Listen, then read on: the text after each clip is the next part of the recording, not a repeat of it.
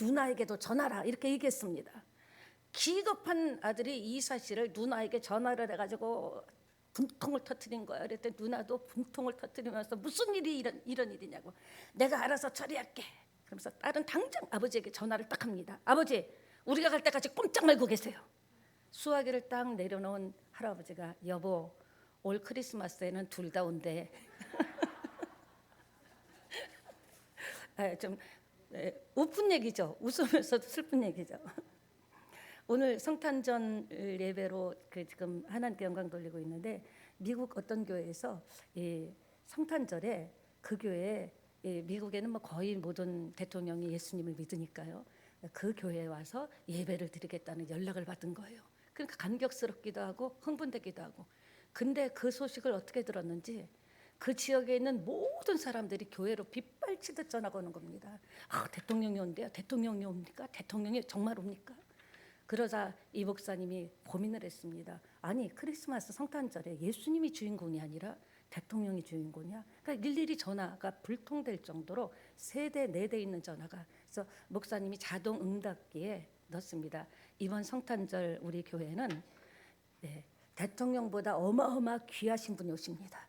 예수님이 오십니다.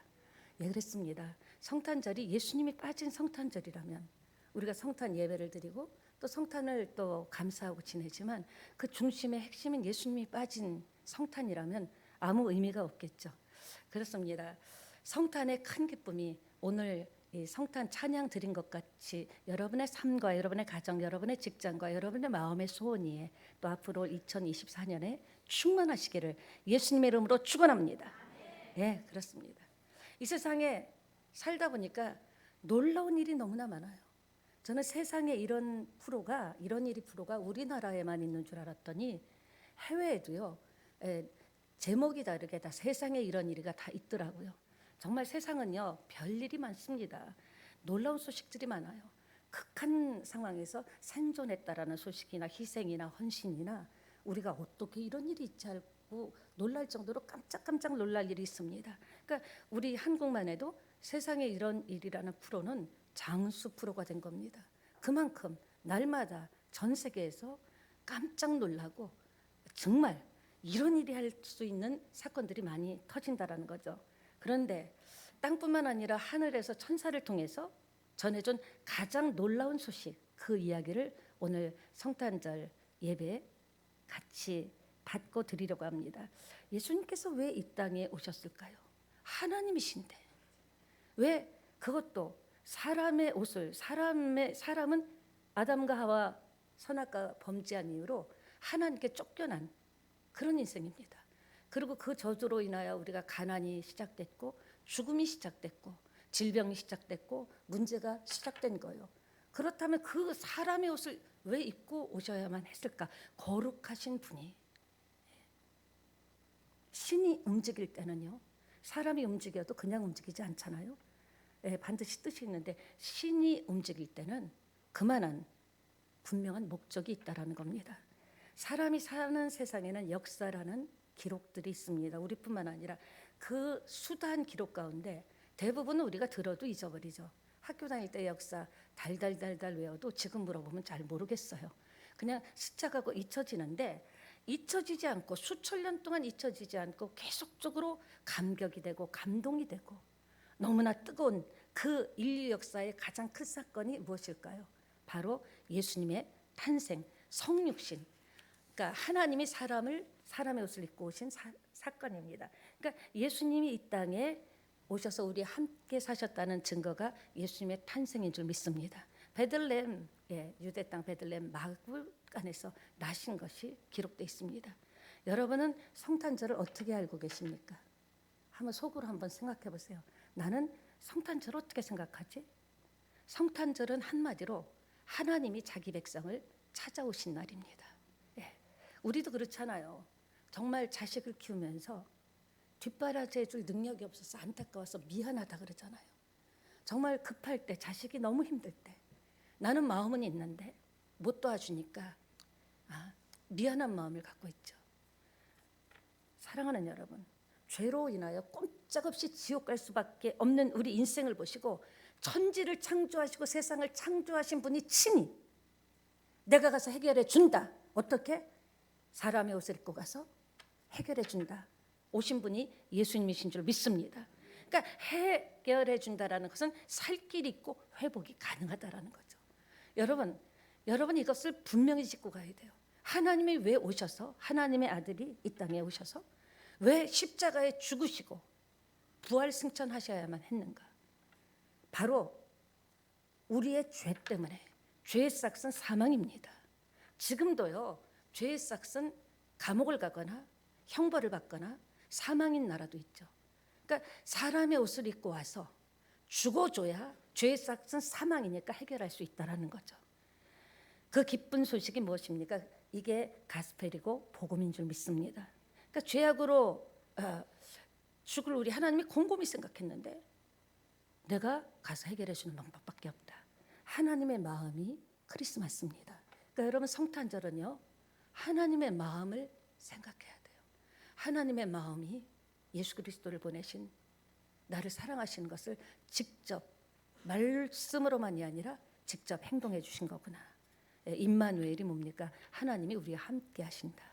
그래가지고 오셔서 저도 이제 그래가지고라고 사투리가 나오려고 합니다.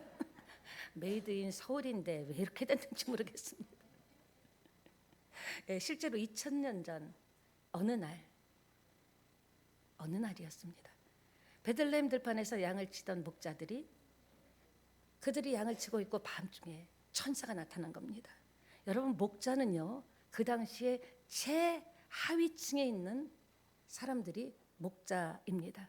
그 오늘 여기 나오는 양 치는 목자는 또 목자도 이렇게 양을 먹으려고 하는, 잡아먹으려고 하는 목자가 있는 반면에 또 하나님께 드리는 제물로, 그 제물을 드릴 양으로 그 양을 치는 목자도 있습니다.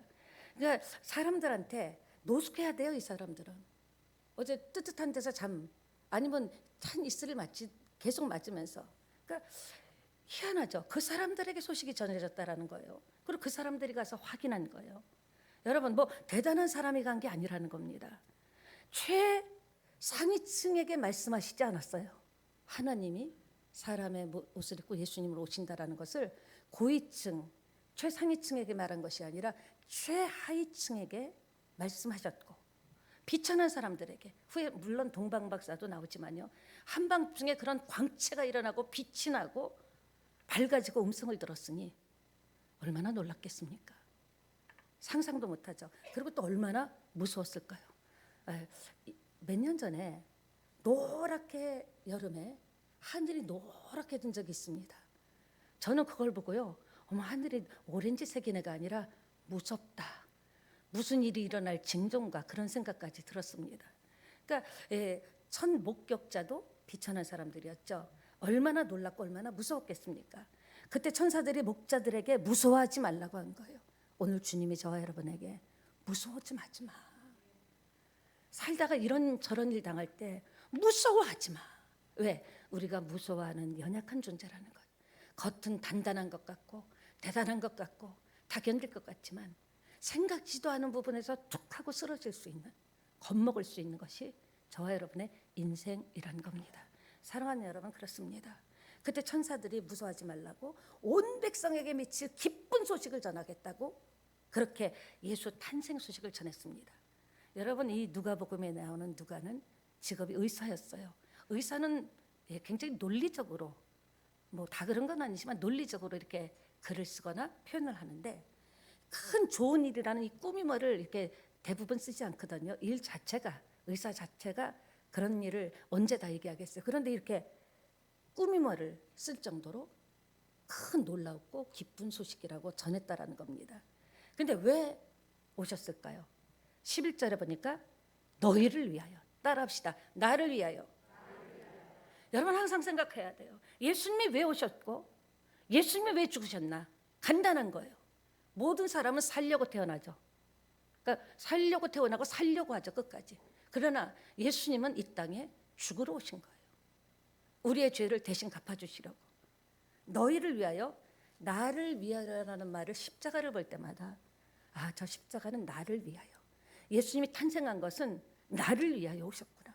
얼마나 감동이 됩니까? 내가 뭐라고? 나는 그것도 부산에서 또 기장해.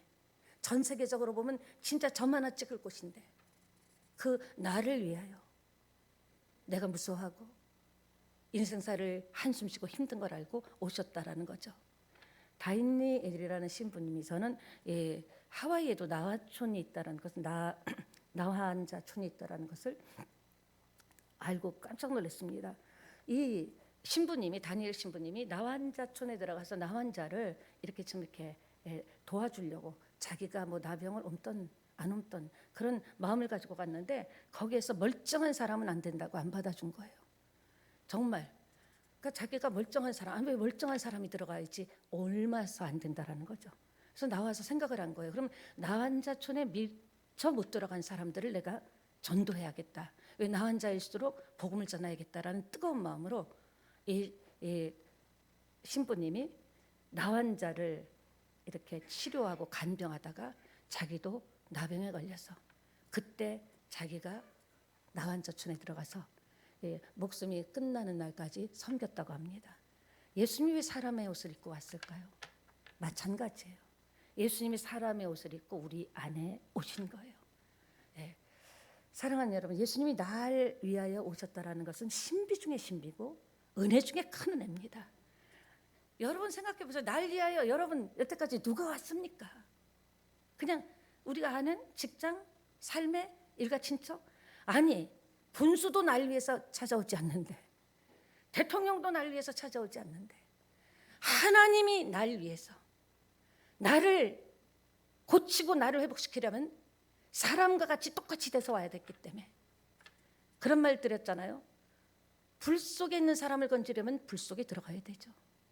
그런 마음으로 죄악된 세상에 사람의 옷을 입고 오셨다는 겁니다. 큰 축복이죠. 우리가 아직 하나님을 모르는 사람들에게 이 소식을 전해야 된다라는 거예요. 전하는 자가 없는데 어떻게 듣겠어요? 듣는 자가 없는데 어떻게 믿겠어요? 가장 귀한 일은 내가 이 땅을 떠나는 날까지 몇 사람이라도 하나님을 믿는 도구로 쓰임받다 가겠다. 여러분 말씀드렸잖아요. 내가 죽는 순간 내가 소유한 모든 것은 내 것이 아니에요. 내가 목숨이 끊어지는 순간 모든 것 어떤 것도 박사학이라도 노벨상을 탔더라도 내 것이라고 주장할 수 없어요. 목숨이 붙어있는 순간에 내가 살았으면 나도 그 사람들에게 단 한 사람에게라도 살 길이 열렸다고 알려주고 갈 때 하나님께서 기뻐하실 줄 믿습니다. 우리도 살아가면서 여러 가지 기쁜 소식이 있죠. 하던 일이 잘 되고 취업이 잘 되고 장사가 잘 되고 사업이 잘 되고 또 자녀가 굉장히 공부에 막 힘을 내서 달려나가고 또 자녀를 출생하던거나 입시나 결혼이나 그 기쁜 소식이 이 기쁜 소식과 다른 이유는 무엇입니까? 시간이 지나면은요 그것이 계속 기쁜 소식이 될 수 없어요. 내가 널 돌 때 진짜 기뻐했는데 볼 때마다 내가 널 돌 때 기뻐했는데 그게 아니죠. 시간이 지나면은 그 기쁜 소식은요 이제 사라져요. 동아시아에 있는 여러분 생각해 보세요. 중국, 베트남, 또 일본, 한국, 또 대만, 몽골 모든 나라가 다 기쁜 소식이 있을까요? 없습니다. 모든 나라가 기쁜 소식이 될 수는 없어요. 어느 나라가 좋으면 또 어떤 나라는 그것 때문에 시기 질투를 하고요. 또 어렵거나 또는 시기 질투가 막 생기겠죠. 그러나 예수님의 탄생은 2000년 전에 오신 그 예수님의 탄생은 모든 나라 전 세계 모든 민족이 누구라도 다 기뻐할 수 있고 우리가 이 땅을 떠나도 예수님이 재림하시는 그 순간까지 내가 다시 온다 그랬어요. 속히 온다고 하신 줄 믿습니다. 다시 오시는 그날까지 예수 믿는 우리가 할 것은 한 사람이라도 그 지옥 가고 불 속에 들어가고 영죽을 걸 알면서 그냥 나 살기 바쁘다 하는 것은요 저는 어떻게 보면 주님 앞에 갔을 때 엄청난 책망을 받을 거라고 생각합니다. 내가 너 예수 먼저 믿게 한 이유가 뭔 줄 알아? 한 사람이라도 살리고 와야지. 그렇습니다. 정말 놀랍잖아요. 어떻게 예수님 탄생 소식이 이렇게 항상 늘 언제나 시공간을 초월해서 기뻐할 수 있을까요? 기쁜 소식일까요? 예수님은 구주이시기 때문입니다. 구원자, 우리를 건져주시는 분. 그러니까 보니까요 탄생 장소도 베들레헴 마구간. 닐 자리가 없다는 그 찬양도 있잖아요. 자물통이 아니라 잠자리는 여물통을 택했습니다. 하나님이 여물통 거기에다 뉘었죠. 말도 안 되는 겁니다. 이렇게 낮아져도 낮아질 수 있을까요? 어떤 부모가 자식을 여물통에 마구간에 누이겠습니까? 더 이상 낮아질 수 없게 태어나신 겁니다. 그래서 힘든 사람의 마음을 너무나 아시는 거예요. 세상에서 낮아진 사람, 그게 자의에 의해서든 잘못해서든 타의에 의해서든 낮아진 사람을 위해서 오셨다라는 거예요. 얼마나 감사합니까? 그리고 예수님 그렇게 낮아지기 위해서 바울이 빌립보서 2장 5절 8절 한번 읽어볼까요? 너희 안에 이 마음을 품으라. 함께 읽습니다.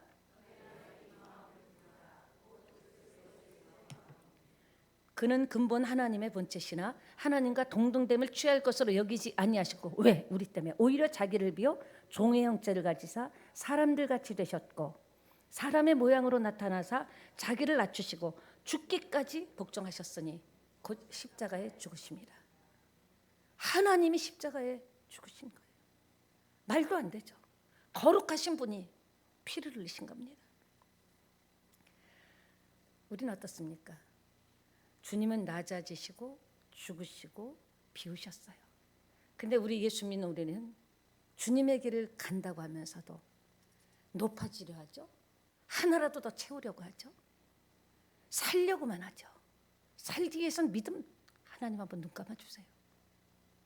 우리의 삶이 예수를 따라간다 한다면 우리 모든 사람은 더 채우고 더 잘 살고 더 잘 먹고 더 높아지고 더 어쨌든지 살아야 되고, 이것은요 그리스도를 따라가는 삶은 아니라고 생각합니다. 이 성탄절에 우리는 하나라도 더 비우고 하나라도 더 낮아지고, 주를 위해서 죽고자 하면 산다고 했거든요. 주님을 위해서 죽이겠습니까? 죽을 고통이 있어도 주님을 위해서 살아야지. 그것이 성탄절이 아닌가 그런 생각을 했습니다. 사랑하는 여러분, 성육신의 의미는요 예수님을 따라간다, 그래서 그리스도인으로 살아간다라는 뜻입니다. 이런 삶을 결정했다라는 게 너무나 기가 막히죠. 저와 여러분도 2023년 성탄절, 잊을 수 없는 성탄절이 되려면 우리도 낮아집시다. 더 채우려고 만족은 없는 거예요. 하나라도 좀 흘려보내려고. 고구마 2개 있으면 하나라도 나눠 먹으려고. 그리고 그냥 높아지려고 하는 것이 아니라, 이거는 높은 자리에 올라가지 말라는 게 아니에요. 출세하지 말라는 게 아니에요. 낮은 마음이 되자라는 거예요. 겸손하자라는 거예요. 언제부터 돈이 있었다고 거드름을 피웁니까? 언제부터 잘났다고 목에 힘을 줍니까? 예수님이 가신 그 길을 가려면 주님이 가신 이 길 찬양만 할 것이 아니라 이 길을 가는 결단을 하게 되시기를 부탁드립니다. 솔직히 우리가 피하고 싶은 기도 제목이죠.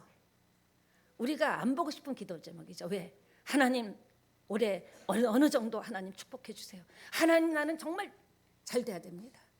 우리 인생의 본성이기 때문에. 그러나 우리가 예수 믿고 하나님 사랑하고 천국을 진짜 소유한다면 이제는 좀 걷어냈으면 좋겠습니다.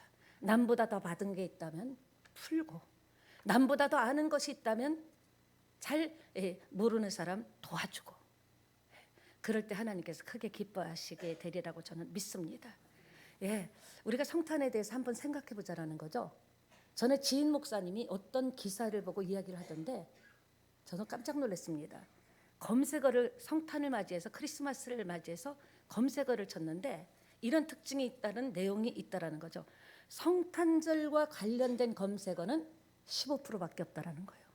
그럼 85%는 대신 무슨 카페, 무슨 레스토랑, 분위기 좋은 곳, 그게 대다수였고요. 압도적인 우위를 보이고 있었고요. 그런 장소 찾는 게. 그리고 또 크리스마스와 연관된 장소는 1위가 롯데월드, 2위가 에버랜드, 3위는 CGV. 2군데는 우리가 없어서 좀 다행이에요. 부산에 없어서 가고 싶어도 못 가니까. 그러니까 10% 뺀 모든 전부의 거의 85%의 사람이 다 예수님이라든지 신앙이라든지 그런 것과는 상관없는 그냥 단지 휴일로 신나는 날로 보내고 있다라는 거죠. 물론 저도 예수 믿기 전에 그랬기 때문에 그리고 아기 예수라는 검색어보다는 산타 할아버지라는 검색어가 약 4배 높게 나왔다고 합니다. 무슨 말입니까? 사람들의 뇌리 속에는 이 성탄절은 85%의 우리 국민들이 예수님과는 아무런 상관없는 그냥 즐거운 휴일이라는 겁니다. 그 정도밖에 인식하지 못하고 있다는 거죠. 그렇다면 저와 여러분은 어떨까요? 우리 15% 중에서도 정말 주님의 탄생을 정말 감사하고 기뻐하고 주님을 위하여 정말 의미 있는 성탄절을 보내는 그런 사람은 몇 프로나 될까? 저도 한번 생각해 봤습니다. 그런데 예수님 모르는 사람들이 크리스마스에 그렇게 하는 것은 전 잘못된 일이라고 생각하지 않습니다. 하나님을 모르니까 휴일로 보내는 거, 그거는 그렇게 기분 좋은 휴일로 생각한다는 것은 상식적으로 나쁠 것도 없고 문제가 없다는 생각이 듭니다. 문제는 예수 믿는 우리가 어떻게 주님이 가신 그 길을 묵상하면서 왜 오셔야만 했고, 어떻게 3년 공생의 시간을 보내시면서 어떤 삶을 사셨고, 마지막 십자가에서 마지막 말씀이 무엇을 하고 왜 십자가에 죽어주셨나, 그 의미를 되새기면서 가족들하고도 그런 이야기를 하고 식탁에서 여러분이 그런 묵상하면서 예수님이 낮아지고 비우시고 예수님이 죽으심 같이 나는 크리스찬이니 나도 예수님 같이 비우고 예수님 같이 정말 그 예수님의 마음으로 살아야겠다. 채우려는 것보다는 비우고 낮아지고 겸손하고 그리고 많은 사람들을 살리는 일에 쓰임을 받아야겠다. 그런 것을 감동을 우리가 이렇게 담으면서 이 성탄절을 보내는 것이 정말 아름다운 성탄절이라고 생각합니다. 그래서 교회 안에서 드려지는 이 성탄절의 의미는 과연 얼마나 세상과 차별이 됐는가? 여러분은 믿지 않는 여러분 주변에 있는 사람과 이 성탄절을 보낼 때 얼마나 차별이 됐는가? 한번 생각해 봐도 좋을 것 같습니다. 성탄절이라는 뜻은 예수님의 탄생을 기념하는 날이죠. 크리스마스라는 것은요, 크리스트 예배라는 미사 합해져서 예수 그리스도께 예배드린다라는 의미가 있습니다. 두 번째, 오늘 예배 끝나고 너무나 좋은 시간이 있기 때문에 제가 말을 좀 빨리 해도 제대로 잘 들으시기 바랍니다. 구주가 나셨어요. 이 말씀은 성경은요, 성령의 감동으로 기록된 거예요. 이 성경책이 여러분, 이 성경책이 그냥 한 사람이 쓴 게 아니에요. 이거는요 1600년 동안 구약과 신약이 쓰여진 겁니다. 약 40명의 저자에 의해서 각각 다른 직업을 가지고 있던 다양한 사람, 목동부터 왕까지 다양한 직업. 여러분, 동방박사가 별을 연구했다고 예수님이 오신 게 아니에요. 그럼에도 불구하고 성경에 다양한 사람이 1600년 동안 썼음에도 불구하고 일관적으로 공통된 주제가 예수 그리스도입니다. 구약은 오실 예수, 신약은 오신 예수, 그리고 내가 다시 오리라고 했죠. 예수님의 재림 때는 다시 오실 예수를, 지금 우리는요 이미 예수님이 오셨죠. 그러면 저와 여러분은 이제는 다시 오실 예수를 기다리고 재림하시는 예수를 사모하며 그때 기름등불 준비한 5 처녀같이 그 앞에 서리라. 이렇게 사모하는 마음으로 성탄절을 보내야 될 줄 믿습니다. 그 시와 때는 모른다고 했어요. 언제 재림하실지, 몇 월 며칠에 온다라는 거 다 이단입니다. 잘못된 겁니다. 천사도 몰라요. 오직 하나님만 아시죠. 지금 우리는 이제 기름등불 준비하지 못한 미련한 처녀가 아니라 슬기로운 처녀가 돼서 주님 오실 때, 재림하실 때 천사들의 나팔 소리가 들리고 구름을 타시고 오신다고. 예수님 성경은요 예수님에 대해서 말씀하신 그대로 오셨어요. 그리고 그렇게 죽으신다는 그대로 가셨고 예언대로 다 이루어진 줄 믿습니다. 그러니까 메시아, 그리스도, 헬라어 그리스도죠. 그리고 히브리어는 메시아죠. 요한복음 5장 39절 보겠습니다. 너희가 성경에서 영생을 얻는 줄 생각하고 성경을 연구하거니와 이 성경이 누구에 대해서? 예, 예수님에 대해서 증거하는 거예요. 구약부터 신약 전부가 계시록까지 예수님에 대한 증거죠. 여러분, 세상은요, 책이 개정판도 있고 수정판도 있어요. 그런데 이 성경은 그런 것이 없어요. 개정하거나 수정하는 것이 1.1획도 없습니다. 무슨 말입니까? 진리의 말씀이기 때문에 변할 수 없다라는 거예요. 세상은 시대는 흘러도, 사람들의 믿음은 흘러도 성경만큼은 1.1획도 틀림없이 계속 간다라는 거죠. 만약에 우리가 1년 후에 성경이 달라진다면 어떻게 믿겠어요? 이 말씀이 사람의 옷을 입고 오신 분이 예수님인 줄 믿습니다. 예, 이 말씀이 달라진다면 어떻게 믿겠습니까? 히브리서 13장 8절에도 예수 그리스도는 어제나 오늘이나 영원토록 동일하다고 했는 줄 믿습니다. 여러분, 무엇보다도 BC AD 있죠. 예, 참 신기합니다. 주님 오시기 전과 주님 오신 후더니요, 주님이 오신 후 또는 주님의 해로부터 AD가 바로 됐죠. 무슨 말입니까? 예수님의 탄생을 전 세계가, 공산주의든 민주주의든 미국이든 어떤 나라든 전 세계가 이 역사에 갈라지는 것이 예수님 오기 이전, 그리고 예수님 오신 이후, 기원전 기원후가 이렇게 갈라졌다라는 거예요. 그건 불교 나라에서도 마찬가지죠. 그것이 딱 예수님 이전으로 역사가 기원전 기원후 BCAD로 갈라졌다라는 것. 그건 대단한 겁니다. 어떤 나라도 예수 그리스도의 탄생을 원년으로 하는 칼렌더를 쓰고 있다라는 거죠.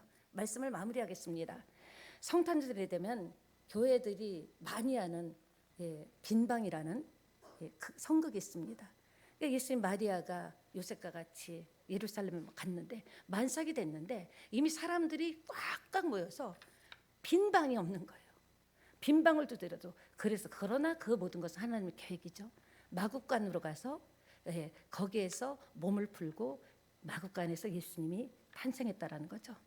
여러분, 누가 시켜서 한 것도 아니고요, 전 세계에서 명령해서 한 것도 아니고, 예수 그리스도가 역사의 주인공이라는 것은 전 세계가 공통적으로 BCAD로 나눠졌다라는 말씀드렸습니다.